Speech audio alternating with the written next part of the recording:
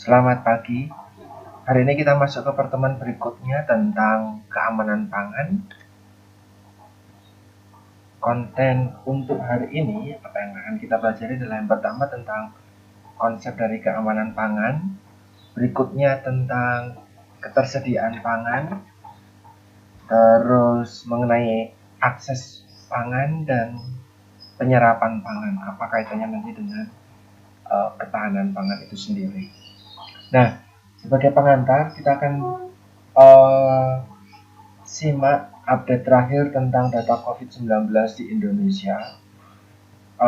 Terlihat di bagian perkembangan COVID ini dari sekitar awal Maret hingga hari ini 29 Maret di update terakhir hari ini angkanya begitu naik. Nah, pandemi ini semakin menghantui tidak hanya di luar negeri saja tetapi juga di Indonesia sama. Di sini disebutkan bahwa pemerintah berusaha untuk menekan laju peningkatan dari angka evidensi positif COVID-19 dengan social distancing.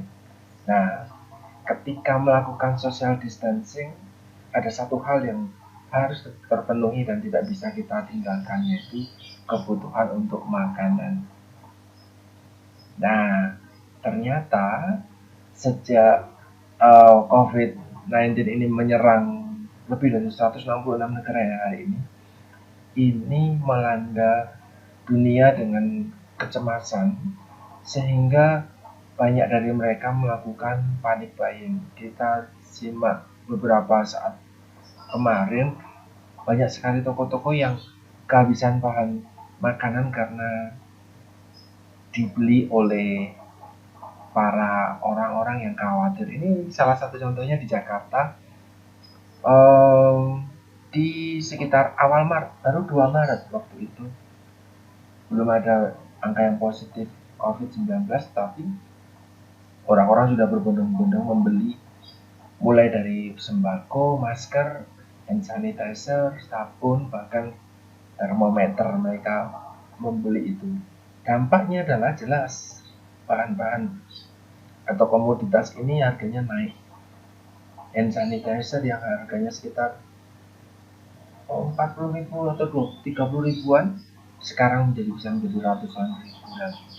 Dampak yang terlihat juga pada harga komoditas dari bahan makanan. Kita cek ini 17 Maret kemarin menyampaikan bahwa banyak sekali harga pangan yang sudah naik. Contoh paling gampang, bawang bombay yang tadinya hanya 8.000 per kilo sekarang menjadi 250.000 per kilogram. Luar biasa penaikannya. Nah, ini para pedagang akhirnya mengeluh tidak bisa membeli dari tengkulak karena satu karungnya disebutkan hingga 2,5 juta. Mereka biasa membeli 20 karung hanya untuk bawang saja. Nah, untuk komoditas lain tidak ada anggaran untuk itu. Selain itu, ada peningkatan harga bahan pangan, misalnya mulai dari jahe. Ini jahe kemarin harganya meningkat dari 50.000 menjadi 70.000, bahkan ada yang bisa sampai 90.000. Itu karena ada imbauan ternyata rimpang seperti jahe dan temulawak itu dianggap bisa mengobati atau mencegah dari COVID-19 sehingga orang-orang berbondong-bondong mencarinya. Harganya jadi naik. Temulawak yang tadinya hanya 15.000 jadi 50.000. Orang-orang yang tidak terbiasa, tidak kenal apa sih temulawak dan apa bedanya dengan jahe merah, mereka akhirnya menjadi kenal, tahu, bahkan mencoba merasakannya hanya karena ketakutan ini. Nah, COVID-19 and food security, what you need to know, apa sih harus kita pahami tentang keamanan pangan dan dampaknya apa sih dari kondisi pandemi COVID-19 dan keamanan pangan ini. Inilah output yang harapannya hari ini kita bisa dapatkan setelah mengikuti perkuliahan ekonomi makanan dan gizi. Nah, yang pertama kita belajar tentang food security. Food security merupakan salah satu isu utama upaya peningkatan status gizi masyarakat yang paling erat kaitannya dengan pembangunan di sektor pertanian. Nah, situasi produksi pangan dalam negeri serta ekspor impor pangan itu akan menentukan ketersediaan pangan. Nah, ketersediaan pangan di suatu wilayah ini akan mempengaruhi kondisi ketahanan pangan di tingkat wilayah tersebut.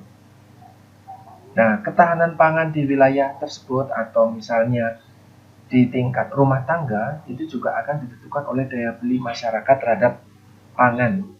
Ini misalnya kita simak beberapa waktu terakhir ini, harga bawang menjadi naik melonjak luar biasa karena Cina menutup atau Indonesia menutup keran impor bawang bombay dari Cina, padahal sumber utama bawang bombay 95% bawang bombay di Indonesia itu adalah produk dari Cina. Nah, sementara waktu itu ditutup sektor importnya sehingga terjadi kelangkaan bawang bombay. Bawang bombay langka, maka harga naik. Ketika tidak tersedia bawang bombay, maka produksi pangan di dalam negeri yang waktu itu hanya sedikit, itu akan mempengaruhi ketahanan pangan, khususnya misalnya bawang bombay, sehingga bawang bombay menjadi sedikit jumlahnya di Indonesia. Nah, ketika harga bawang naik, apa sih dampaknya? Ternyata jelas karena harganya terlalu tinggi, daya beli masyarakat terhadap bahan pangan tersebut akan menentukan tingkat ketahanan pangannya. Keluarga jadi tidak bisa membeli bawang bombay sehingga untuk produk tertentu tidak menggunakan bawang bombay lagi. Ini baru contoh kalau bawang bombay. Bagaimana jika kalau COVID-19 ini berkelanjutan? Bagaimana jika harga beras naik, harga gula naik, harga telur, daging, minyak naik? Seperti misalnya saat lebaran, besok jelas beberapa saat lagi akan masuk bulan puasa, harga akan naik semua. Nah, apalagi ditambah dengan itu, apakah keluarga dapat membeli bahan makanan tersebut?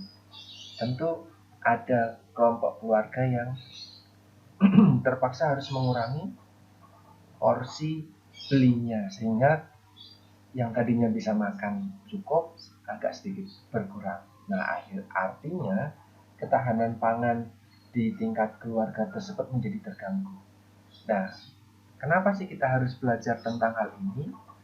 Ketahanan pangan berkaitan dengan kebijakan pemerintah dalam aspek ekonomi, aspek sosial, dan politik. Nah, mahasiswa prodi sarjana gizi wajib menguasai pokok bahasan ini karena hal ini merupakan landasan untuk merencanakan program pangan dan gizi di tingkat regional dan nasional. Juga dapat menganalisis program pangan dan gizi yang sudah berlangsung. Nah, di sini ketahanan pangan menurut Undang-Undang Pangan Nomor 18 Tahun 2015, ada yang terbaru ya, nomor 2015 tentang pangan dan gizi. Nanti silakan teman-teman bisa cek apa yang menjadi pembedanya. Pengertian ketahanan pangan menurut Undang-Undang Nomor 18 Tahun 2012 adalah kondisi terpenuhinya pangan bagi negara sampai level individu warganya atau sampai perorangan yang tercermin dari tersedianya pangan yang cukup baik dari segi jumlah maupun mutunya, aman, beragam, bergizi, merata, dan terjangkau, serta tidak bertentangan dengan agama, keyakinan, dan budaya masyarakat untuk dapat hidup sehat, aktif, dan produktif secara berkelanjutan. Sehingga kalau dapat disimpulkan di sini, ketahanan pangan adalah kemampuan untuk menghasilkan yang cukup bagi seluruh penduduk, tentunya pada tingkat harga yang terjangkau. Sehingga kalau harganya menjadi tinggi sekali karena langka atau permintaan naik, ketahanan pangan jadi rapuh. Berikutnya, ketahanan pangan menjadi ketersediaan nyata suplai pangan pokok berkualitas tinggi. Jadi benar-benar nyata, bukan dirancangkan untuk tahun depan atau preskripsi tahun depan atau tahun lalu dan tetapi yang benar-benar tersedia saat ini apa. Nah, ketahanan pangan ini akan tercapai bila semua orang setiap saat memiliki jangkauan fisik dan ekonomi. Artinya hari ini bisa beli, hari ini bisa mencapai, oh saya mau beli beras, ada beras di dekat saya, karena jangkauan fisik berarti bisa dibeli. Jangkauan ekonomi artinya harganya berapa bisa diraih. Untuk pangan yang bergizi, yang aman, dalam jumlah cukup untuk memenuhi kebutuhan diet setiap orang dan preferensi, atau saya pengen ini, saya hari ini pengen makan pakai ini, bisa. Saya hari ini pengen menunya ini, itu juga bisa. Untuk memenunjang kehidupan mereka yang sehat dan aktif, itu ketahanan pangan tercapai jika syarat-syarat tadi terpenuhi. Nah, di sini berdasarkan dari konsep yang sudah disampaikan tadi, ada 1, 2, 3, 4, 5, 5 hal dari food security yang perlu diperhatikan. Yang pertama, nah, berdasarkan definisi sebelumnya, di sini saya ulangi lagi, ada unsur dari ketahanan pangan yang harus terpenuhi. Pertama adalah dari aspek individu. Artinya, ketahanan pangan ini orientasi utamanya adalah sampai level rumah tangga dan individu. Jangan sampai ada satu rumah tangga atau satu individu warga dari penduduk suatu wilayah atau negara itu yang menderita kelaparan bahkan hingga gizi kurang. Artinya di sini ketahanan pangannya ada permasalahan tersendiri. Yang berikutnya adalah dimensi waktu. Dimensi waktu artinya tersedia setiap saat akses terhadap makanan, baik secara fisik maupun secara ekonomi. Selain itu adalah akses terhadap pangan, menekankan pada akses pangan pada tingkat rumah tangga dan individu. Selain fisik, ekonomi juga terkait dengan sosial. Berikutnya, ketahanan pangan berorientasi pada pemenuhan kebutuhan gizi. Artinya, makan memang untuk memenuhi kebutuhan gizi. Dan yang menjadi tujuan akhir adalah hidup sehat dan produktif. Itu adalah 5 unsur utama dari food security yang wajib terpenuhi.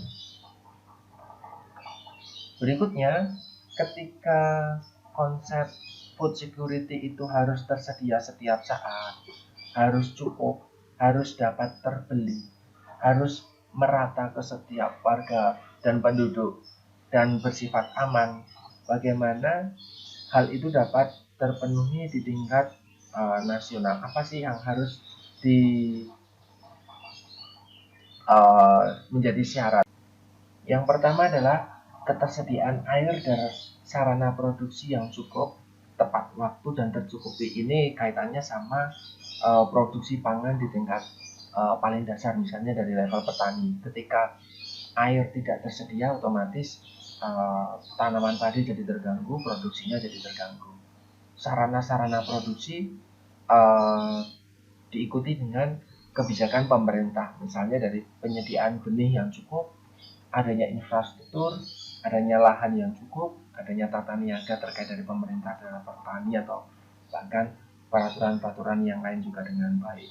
Berikutnya ada peran serta dari masyarakat, misalnya mulai dari perguruan tinggi menciptakan bahan-bahan benih yang unggul, misalnya dari IPB itu rutin memberikan bahan-bahan benih yang unggul.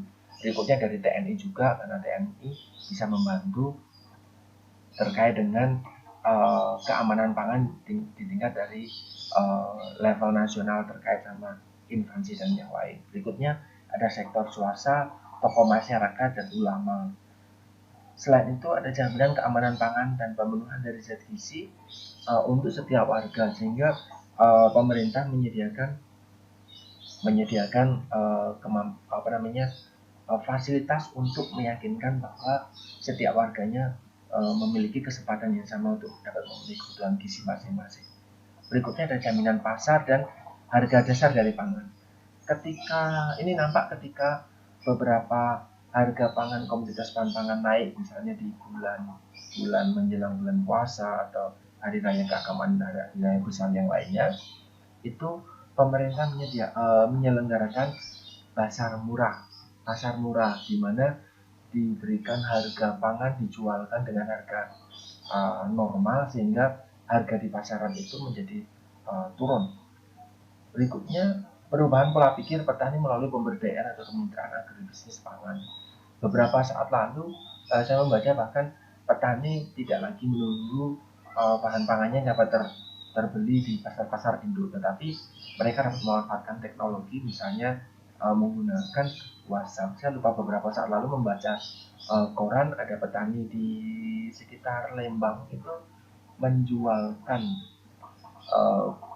produk bahan pangan yang ditanam oleh mereka itu lewat media sosial, sehingga orang-orang akan membeli, mereka akan mengirimkan menggunakan jasa kurir, akan mengirimkan bahan pangan yang diminta. Sekarang petani menjadi lebih maju seperti itu menggunakan teknologi. Selain itu, tentang penyediaan benih pangan yang unggul, bermutu, tepat waktu, dan jumlahnya tercukupi. Apabila 8 hal ini dapat terpenuhi dengan baik, maka keamanan pangan untuk unsur setiap saat dapat terbeli, dapat mencukupi 270 juta jiwa di Indonesia, dapat terbeli dengan mereka dengan harga yang terjangkau, merata untuk semuanya, serta aman. Ini, nah, kita perlu cek apakah di lingkungan sekitar kita masih ada yang kurang gizi, apakah di lingkungan sekitar kita ada keluarga yang daya beli terhadap makanannya kurang sehingga banyak yang menderita kelaparan pada waktu-waktu tertentu. Nah, artinya keamanan pangan di Indonesia ini masih belum optimal. Nah, sistem keamanan pangan tadi dari unsur-unsur yang disebutkan tadi terdiri atas 3 subsistem yang utama. Yang pertama, ketersediaan atau food availability. Berikutnya adalah akses dan penyerapan pangan. Ketersediaan, akses, dan penyerapan pangan merupakan subsistem yang harus terpenuhi secara utuh. Jika salah satu subsistem tidak dipenuhi atau belum terpenuhi, maka suatu negara belum dapat dikatakan mempunyai ketahanan pangan yang baik. Nah, artinya nanti ketika misalnya walaupun pangan di tingkat nasional cukup, ya, food availability-nya cukup, misalnya di tingkat nasional, Bulog bilang, oh persediaan beras untuk 2 bulan ke depan aman, meskipun ada COVID, meskipun ada social distancing dan yang lain. Tetapi jika akses individu untuk memenuhi kebutuhan pangannya tidak merata, maka ketahanan pangan masih dikatakan rapuh. Ini dapat kita kita dapat pahami bahwa ketika Bulog bilang ketersediaan pangan cukup, tetapi beberapa warga karena social distancing bahkan isolasi wilayah, membuat satu warga atau beberapa keluarga di dalam satu wilayah tidak bisa mengakses makanan secara baik, secara fisik ataupun ekonomi di setiap saat, belum tentu, maka itu dapat menjadikan ketahanan pangan di wilayah tersebut itu belum bisa dikatakan baik. Yang kedua, kita bahas tentang ketersediaan pangan atau food availability. Ketersediaan pangan di sini adalah adanya pangan dalam jumlah yang cukup dan bergizi untuk semua orang di suatu negara, baik yang berasal dari produksi sendiri, impor, cadangan pangan, ataupun bantuan pangan dari luar. Nah, ketersediaan pangan ini harus mampu mencukupi pangan yang didefinisikan sebagai jumlah kalori yang dibutuhkan untuk kehidupan aktif dan sehat. Artinya gini, jika kita setiap hari teman-teman menghitung kebutuhan kalori teman-teman masing-masing di usia kita, maka ada sekitar 2000 kilokalori yang harus dipenuhi setiap harinya. Nah, apakah 2000 kalori tersebut itu dapat terpenuhi dengan baik? Jika terpenuhi bahkan melampaui, maka pangan sudah mencukupi, tetapi beberapa dari kita bisa jadi belum dapat memenuhi pangan tersebut. Nah, maka dari itu ketersediaan pangan itu yang menjadi permasalahan. Jika di level rumah tangga keluarga dapat memenuhi pangan dengan baik, seorang ayah atau ibu dapat menyediakan makanan cukup untuk anak-anaknya, dapat diasumsikan bahwa kebutuhan dasar untuk kebutuhan gizi setiap anggota keluarga itu sudah terpenuhi. Tetapi jika keluarga belum bisa mencukupi ketersediaan pangan, artinya tadi misalnya karena harga naik, yang bisa beli setiap hari misalnya 1 kilogram, karena harga naik hanya bisa beli setengah kilogram misalnya, artinya ada kebutuhan gizi yang akhirnya tidak terpenuhi karena ketersediaan pangan di level rumah tangga ini terganggu karena akses secara fisik terganggu, akses secara ekonomi terganggu. Nah, itu misalnya seperti itu. Nah, aspek berikutnya kita belajar tentang akses pangan. Ini tadi sempat disebutkan bahwa meskipun pangan di tingkat nasional dan regional itu misalnya dalam lingkup provinsi misalnya, meskipun secara provinsial ataupun nasional itu tercukupi, tetapi jika keluarga, rumah tangga, individu tidak memiliki akses yang merata, maka ketahanan pangan masih dikatakan rapuh. Apa sih akses makanan itu? Akses makanan ini di sini diartikan dalam konsep ketahanan pangan adalah kemampuan semua rumah tangga dan individu dengan sumber daya yang mereka miliki masing-masing untuk memperoleh pangan yang cukup untuk memenuhi kebutuhan gizi. Nah, yang dapat diperoleh dari bisa memproduksi pangan sendiri, misalnya menanam, memelihara hewan, atau memproduksi sendiri, atau beli, atau mendapatkan bantuan. Nah, jika kebutuhan dasar ini sudah tercukupi, meskipun itu lewat produksi sendiri, beli atau mendapat bantuan, itu artinya kemampuan rumah tangga food aksesnya itu dapat dikatakan baik.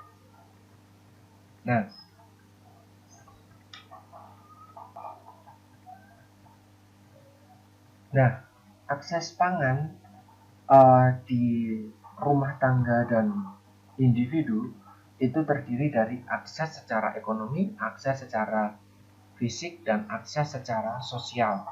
Akses secara ekonomi tergantung pada pendapatan, kesempatan kerja, dan harga pangan.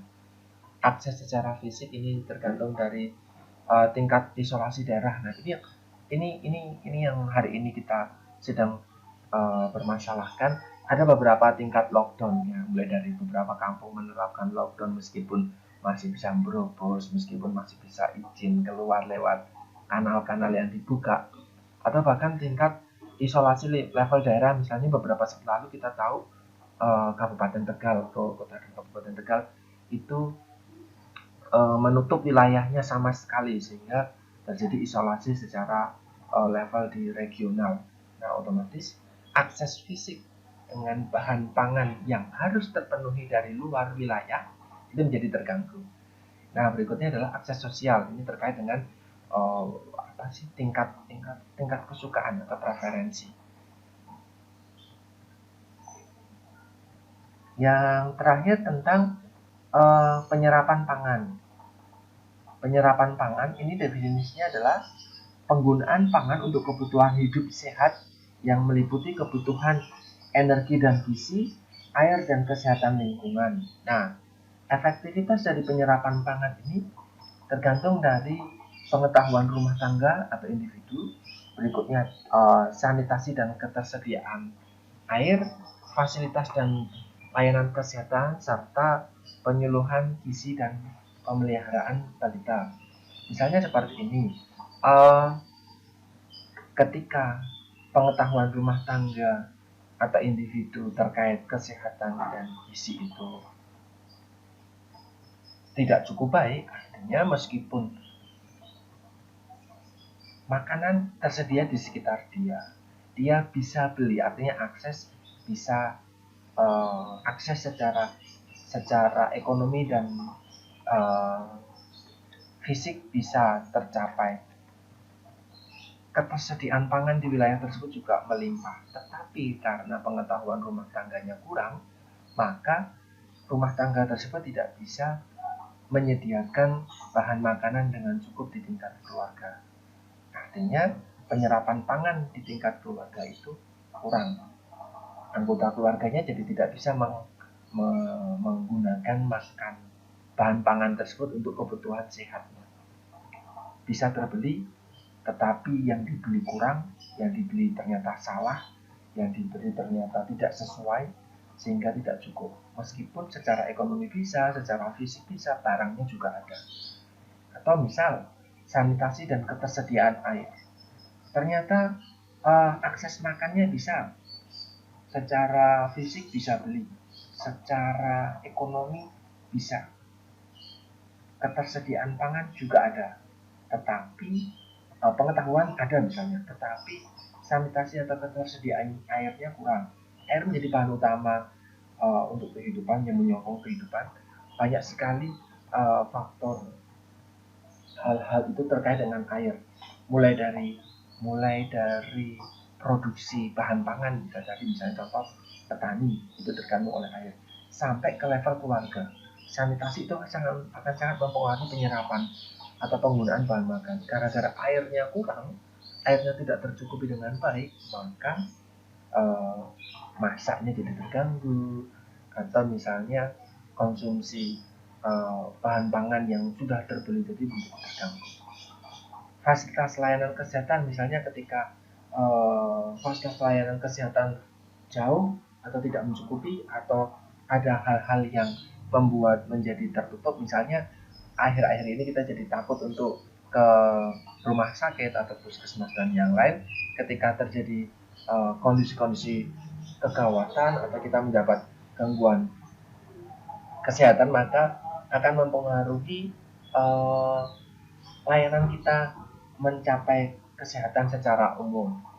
Yang terakhirnya adalah penyuluhan gizi dan pemeliharaan balita. Ketika di rumah kita ada balita atau ada anak kecil, yang harusnya kita tahu, keluarga tersebut sebaiknya tahu berapa banyak balita tersebut harus mengonsumsi makan, tetapi pemeliharaan balitanya jadi tidak baik, maka meskipun ada bahan makanan di level keluarga tersebut, mereka tidak bisa membantu pencukupan dari kebutuhan dari bayi dan balitanya.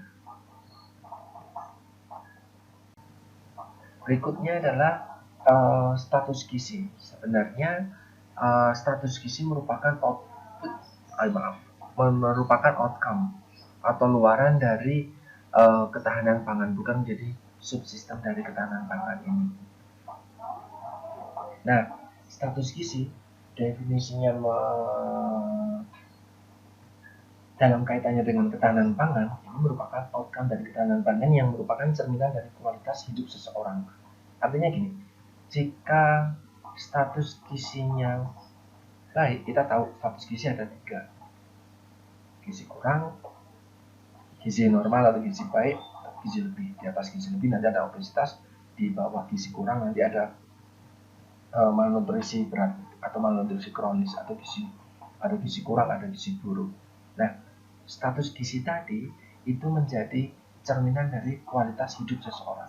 Ketika seseorang berada di status gizi yang normal atau baik, artinya kecukupan pangannya, penyerapan pangannya itu baik. Artinya dia bisa mengakses makanan secara fisik, ekonomi, sosial baik. Artinya di wilayah tersebut ketersediaan pangan itu baik. Maka dari itu di sini disebutkan status gizi adalah cerminan dari kualitas hidup.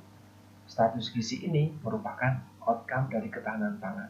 Ketika ketahanan pangan di suatu wilayah baik, ketahanan pangan ada 3 aspek, ada 3 subsistem tadi sudah disampaikan: ketersediaan, akses, dan penyerapan. Ketika tiga aspek ini terpenuhi dengan baik, maka status gizi uh, orang, penduduk, warga itu harusnya baik karena menjadi cerminan kualitas hidup seseorang. Tetapi jika masih ditemukan orang-orang dengan status gizi kurang atau bahkan mungkin gizi buruk, itu artinya ada permasalahan di ketahanan pangan. Tadi aspek atau subsistem yang mana? Apakah pangannya secara ketersediaan kurang, ataukah mereka akses pangannya kurang, atau justru penyerapan pangan di tingkat individunya itu terganggu. Ini mana yang akan menjadi permasalahan, itu perlu kita kaji lebih lanjut. Nah, status gizi sebagai outcome dari ketahanan pangan ini biasanya jika kaitannya dengan ketahanan pangan ini biasanya diukur dengan melalui tiga hal. Umumnya diukur melalui angka harapan hidup. Berapa sih angka harapan hidup? Di Indonesia angka harapan hidup itu semakin lama semakin naik. Kalau dulu itu sekitar 60 tahun, sekarang bisa sampai 70 tahun, 80 tahun. Kenapa? Karena lansia jika dia sakit ada vaskes. Anak-anak jika di masa 40 hari pertama kehidupan itu mendapatkan namanya PNC postnatal care dengan baik. Atau ketika sakit dapat ditangani dengan baik. Lansia mendapat makanan dengan cukup, mendapat pengetahuan gizi, mendapat edukasi yang baik, sehingga dia bisa hidup lebih lama, sehingga angka harapan hidup secara nasional naik. Berikutnya tentang tingkat gizi balita. Ketika pemantauan balita setiap bulan dari setiap wilayah di Indonesia dapat terdokumentasi dengan baik dan ternyata minim balita yang menderita gizi buruk atau gangguan kesehatan yang lain, artinya ketahanan pangan di satu wilayah tersebut itu baik. Dan yang terakhir adalah angka kematian bayi. Nah, ini yang masih tinggi di Indonesia. Angka kematian bayi digabungkannya dengan angka kematian ibu dan anak itu masih sangat tinggi. Beberapa data terakhir itu menyebutkan sekitar 200 hingga 300 kematian per 1000, artinya 1/3 bayi itu masih dihantui oleh risiko kematian akibat diare karena sanitasinya kurang. Tadi di aspek silakan teman-teman cek lagi dengan aspek penyerapan pangan, tadi ada aspek sanitasi dan ketersediaan air, ada dari diare atau juga gangguan pernafasan. Nah, kondisi tadi akhirnya membuat angka kematian bayi di Indonesia itu khususnya di tingkat keluarga menengah ke bawah secara ekonomi itu masih sangat tinggi. Nah, tiga hal ini akhirnya bisa menyimpulkan status gizi di suatu keluarga atau individu yang akhirnya berdampak pada ketahanan pangan di wilayah tertentu, baik secara regional atau nasional, ini masih dapat dipengaruhi dengan cukup besar. Nah, yang berikutnya adalah food stability. Food stability kan bagian dari subsistem keamanan ketahanan pangan, tetapi food stability adalah dimensi waktu. Bagaimana apakah ketahanan pangan di bulan ini, bulan depan, tahun depan itu terpenuhi dengan baik, ini akan berdampak pada kondisi berikutnya, yaitu kerawanan pangan. Kerawanan pangan itu ada dua, yang bersifat sementara dan bersifat kronis. Saya jelaskan ini. Misalnya untuk kerawanan pangan bersifat kronis, definisinya adalah ketidakmampuan untuk memperoleh kebutuhan pangan setiap saat dalam jangka yang panjang. Jelas karena ekonominya terganggu, terus secara akses memang daerah tersebut tidak lagi ketersediaan pangannya dalam jangka panjang itu tidak lagi mencukupi kebutuhan dengan baik, sehingga terjadi kerawanan pangan. Tidak ada bahan makanan untuk mensuplai kebutuhan setiap warganya dalam jangka waktu yang panjang. Artinya di sini terjadi kerawanan pangan yang kronis. Nah, kerawanan pangan yang sementara ini misalnya karena ada bencana alam, banjir, atau masalah kekeringan, atau ada konflik sosial, sehingga untuk satu waktu tertentu dalam jangka tertentu, 1 minggu, 2 minggu, beberapa hari, misal seperti itu menjadi terganggu. Akses pangannya terganggu, ketersediaan pangan terganggu, penyerapan pangannya terganggu. Nah, pertanyaannya, apakah COVID-19 ini menjadi kerawanan, menyebabkan kerawanan pangan sementara, atau justru berisiko untuk kerawanan pangan yang kronis? Nah, ini yang menjadi permasalahan kita. Jika teman-teman mengikuti bahwa anjuran presiden adalah tanggap daruratnya untuk sementara ini sampai Mei akhir, artinya ini masih Maret, masih ada April, masih ada Mei, artinya ada 2 bulan ke depan. Jika lockdown, jika isolasi mandiri, isolasi wilayah, atau bahkan isolasi negara diberlakukan, apakah akses makanan cukup sampai wilayah-wilayah tertentu?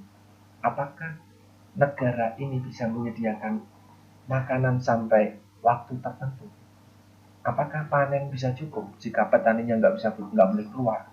Petani bisa produksi tetapi nggak bisa membeli karena social distancing atau karena adanya isolasi. Bahan pangan ada tetapi aksesnya tidak ada.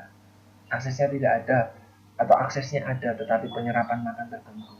Bagaimana nanti menjadi kerawanan pangan di tingkat keluarga, menjadi level sementara, atau justru bisa berisiko kronis? Silakan teman-teman bisa dibandingkan. Jika 2 minggu ini kita harus belajar di rumah, bekerja di rumah, beribadah di rumah, bisa jadi masih kerawanan pangan secara sementara karena tadi berasnya naik. Oh, ternyata bahan-bahan ini masih suplainya terganggu, tetapi masih bisa terpenuhi dengan stok yang ada. Keluarga masih bisa memenuhi dengan dia masih pelihara ayam, misalnya ayamnya masih bisa disembelih dan dimakan. Dia masih punya stok bahan makanan yang kemarin sudah sempat dibeli, misalnya seperti itu. Maka menjadi kerawanan pangan yang levelnya sementara. Tetapi jika ini menjadi berlangsung sampai 2 bulan, 3 bulan, atau bahkan kita tidak tahu sampai kapan masa-masa seperti ini berlangsung, maka bisa menjadi kerawanan yang kronis. Karena beberapa keluarga menjadi tidak punya akses sama sekali, tidak bisa bekerja, tidak bisa membeli bahan makanan karena tidak ada uangnya, tidak ada bahan makanannya juga, aksesnya kurang, sehingga keluarga tidak bisa memenuhi kebutuhan makan setiap saat. Hasil nanti status gizinya sebagai outcome dari ketahanan pangan menjadi terganggu. Banyak sekali anak-anak dalam masa pertumbuhan, ibu hamil, atau lansia di dalam usia-usia yang riskan terganggu dengan masalah gizi. Itu justru menjadi target poin utama. Mereka menjadi bermasalah, kebutuhan pangannya tidak tercukupi, kebutuhan gizinya tidak tercukupi, maka muncul masalah-masalah gizi. Mulai dari anemia, yang paling sederhana anemia, terus nanti sampai ke level malnutrisi. Ini bisa karena dalam waktu yang lama. Sekarang belum, tetapi kita tidak tahu sampai kapan COVID-19 ini akan melanda. Nah, sistem ketahanan pangan ini disebutkan tidak hanya masalah produksi saja, tidak hanya masalah distribusi saja, tidak hanya masalah penyediaan makan di tingkat makro atau di tingkat nasional hingga regional saja, tetapi sampai ke tingkat rumah tangga. Bagaimana anggota keluarga, khususnya anak dan ibu hamil ini, bisa tercukupi kebutuhannya, terlebih lagi dari mereka yang termasuk golongan ekonomi menengah ke bawah. Kalau ekonomi menengah ke atas, mereka bisa membeli makanan, akses secara fisik, dia bisa pesan dari wilayah yang jauh. Secara ekonomi, harga berapapun bisa terpenuhi. Kita lihat ya, paling gampang kemarin masker satu box 300.000 bahkan sampai 1 juta 2 juta itu bisa mereka beli. Tetapi bagi keluarga-keluarga menengah ekonomi menengah ke bawah, mereka tidak bisa mengakses masker. Itu baru masker. Besok bagaimana jika bahan makanan yang menjadi komoditas yang harganya menjadi melonjak sangat tinggi, orang kaya bisa beli, tapi orang-orang dari miskin, mereka-mereka yang dalam masa pertumbuhan dan kelompok rentan ini, bagaimana mereka akan tercukupinya? Nah, ini hal yang utama. Nah, hakikatnya kita punya dua hal di dalam berpikirnya. Ketika kita berpikir keamanan pangan dalam makna yang sempit, kita hanya fokus pada yang penting produksinya dicukupi, silakan petani digenjot dalam produksi pangannya, atau penyediaan pangan di satu wilayah jor-joran dikasih. Tetapi ini ternyata nggak efektif, karena ada bukti bahwa ketersediaan pangan yang melimpah itu tidak menjamin setiap warganya itu terbebas dari kelaparan. Kenapa? Karena mau di sekitar kita banyak sekali beras, tidak semua orang bisa beli beras. Karena ada masalah ekonominya dari keluarga. Keluarga tidak bisa membeli makanan dengan cukup, meskipun makanan itu ada di sekitar dia. Maka dari itu, ketahanan pangan kita perlu berpikir secara luas. Ketahanan pangan ketika kita berpikir secara luas itu akan difokuskan pada output akhirnya, yaitu tingkat kesejahteraan dari manusia itu sendiri. Ini kalau kita simak di SDG, Sustainable Development Goals, sebagai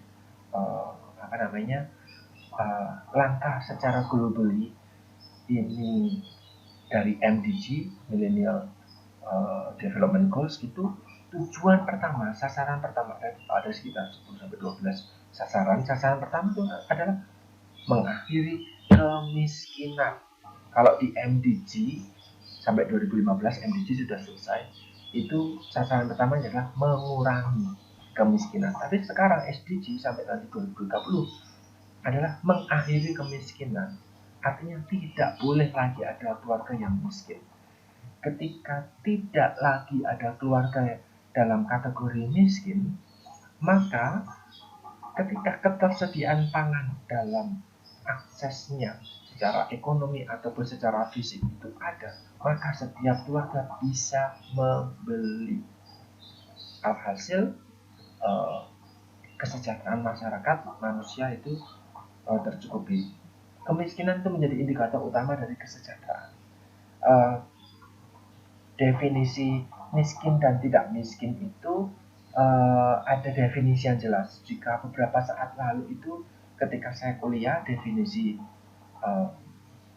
keluarga miskin adalah ketika pendapatan keluarganya itu di bawah $1, artinya 15.000. Ketika satu keluarga secara perekonomian itu di bawah 16.000 bisa mencukupi 16.000 per hari, 15.000 per hari, artinya dia sudah bukan lagi keluarga miskin, tapi 15.000. Pengamen saja bisa 15 kali genjreng 15.000.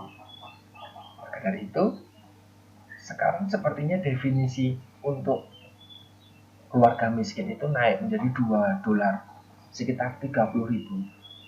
Ketika keluarga tidak bisa mencukupi 30.000 per hari, atau kalau sebulan berarti 900.000 sampai 1 juta. Ketika pendapatan keluarga di bawah 1 juta per bulan, maka itu disebut keluarga miskin. Nah, ini tujuan utamanya adalah bagaimana agar setiap keluarga di seluruh Indonesia itu pendapatannya per kapitanya itu kalau bisa di atas 1 juta per bulan. Gitu. Nah, di sini sistem ketahanan pangan dan gizi ini tidak hanya menyangkut sosial, mulai dari tingkat produksi, distribusi, penyediaan makanan di tingkat makro saja, tetapi juga tingkat mikro. Nah, analisis situasi ketahanan pangan ini untuk sampai ke tingkat mikro tadi, kita harus diawali dengan evaluasi status gizi di masyarakat. Apakah masih ada masyarakat dengan status gizi kurang atau bahkan malnutrisi dan gizi buruk? Kalau memang sudah tidak ada, maka dicek tingkat konsumsinya, apakah daya belinya itu bisa tercapai dengan baik. Jika sudah bisa, apakah penyediaan bahan makanan di wilayah tersebut itu cukup. Jika bisa, bagaimana tingkat produksinya di suatu wilayah tersebut.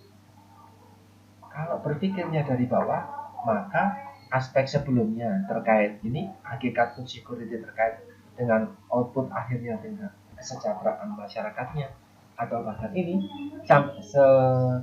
di tingkat mikro, maka itu dapat terpenuhi. Nah, ketika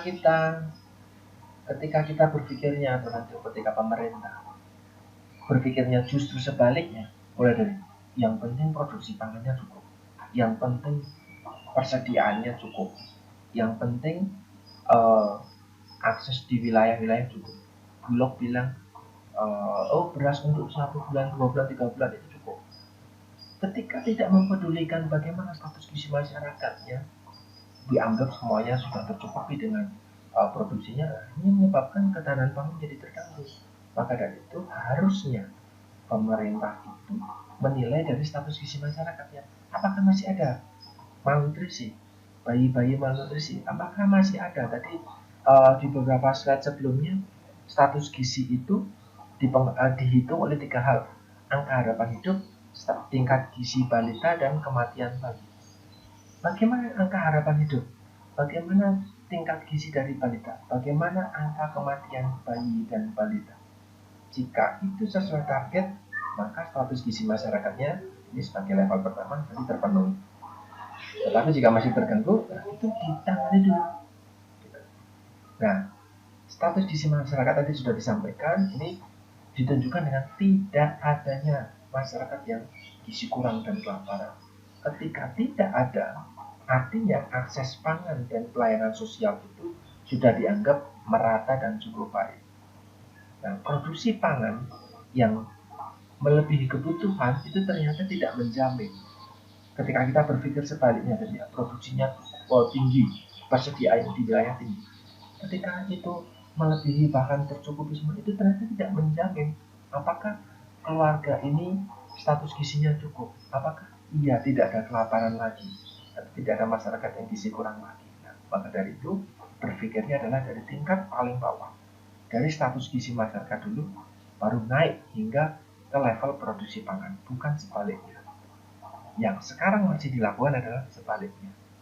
Itu sebabnya ketahanan pangan di Indonesia itu belum sampai di tahap yang baik sampai hari ini. Nah, tujuan dari ketahanan pangan ini adalah orientasi pada pencapaian pemenuhan hak. Setiap warga itu diberi asasi untuk mencapai kebutuhan masing-masing. Ini jelas di undang-undang itu sudah tertulis bahwa setiap warga negara di Indonesia itu dijamin untuk terpenuhi kebutuhannya. Tapi apakah sudah? Nah, itu menjadi PR kita. Ketika kita berorientasi pada itu, setiap warga negara itu bisa memenuhi kebutuhannya.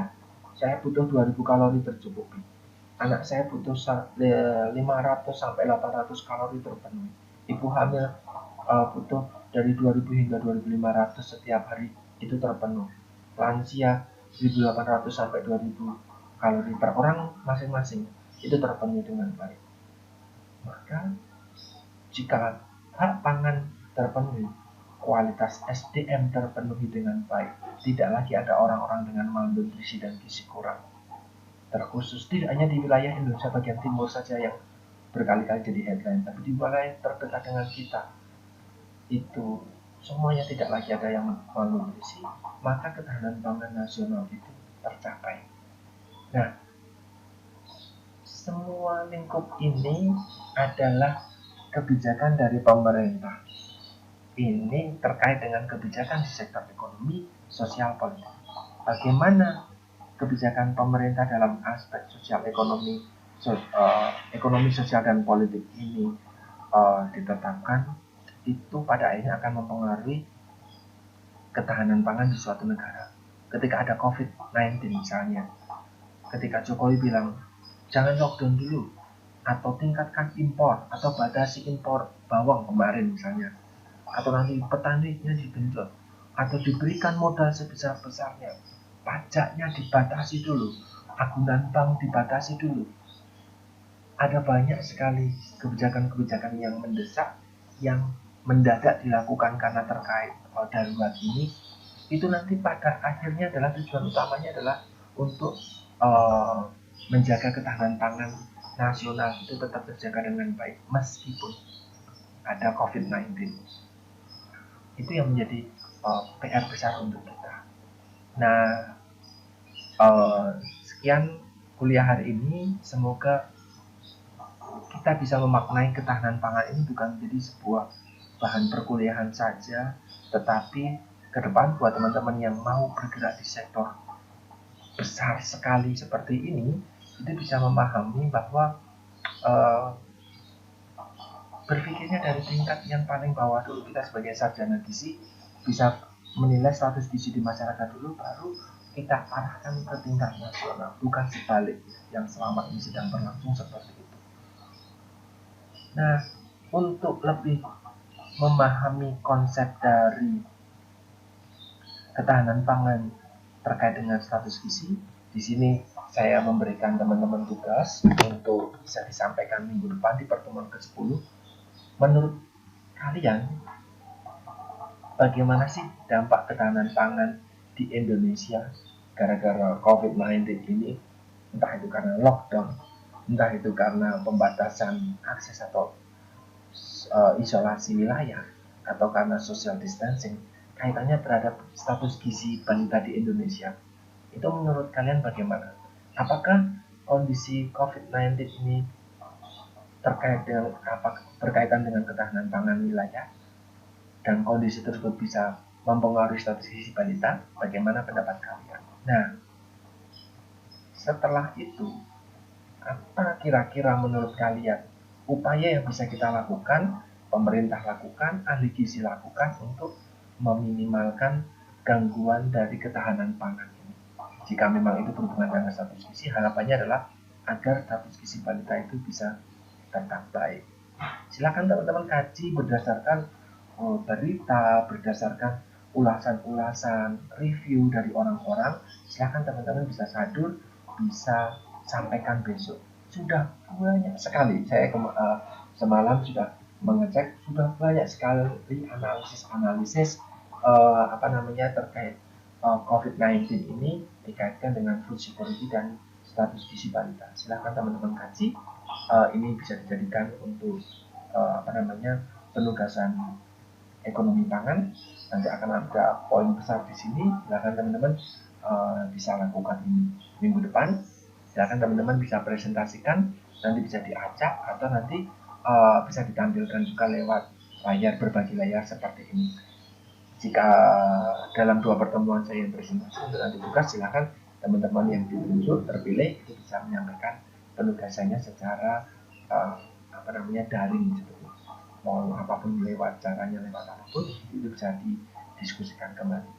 Demikian kuliah hari ini, semoga bisa memberikan insight, memberikan wawasan kepada kalian tentang ketahanan pangan.